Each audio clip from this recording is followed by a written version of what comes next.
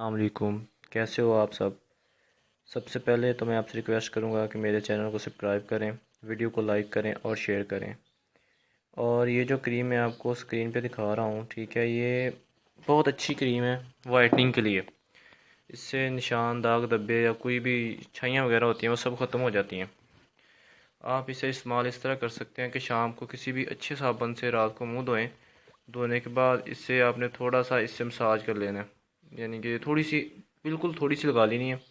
इससे आपके चेहरे से दाने और पिंपल्स वगैरह, वाइटनिंग, बिल्कुल सब कुछ ठीक हो जाएगा। तो ये हमारे मुल्क में यानी कि हर बंदा ही जो है ना वाइटनिंग वाइट होना चाहता है, और वो गोल्डन पल, संदल और फेस वैश वगैरह लगा के वो अपने चेहरे का सत्यानाश कर लेते हैं।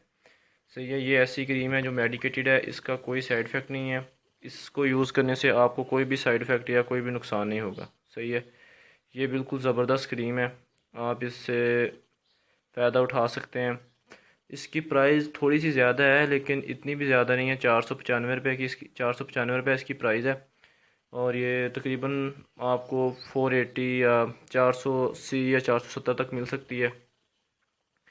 ये आप कहीं से भी अवेल करवा सकते हैं। ये सिर्फ आपको इंटरनेट से नहीं बल्कि कहीं से भी मिल सकती है। अगर आपने ख़रीदनी हो तो ये पाकिस्तान में हर जगह से मिल सकती है।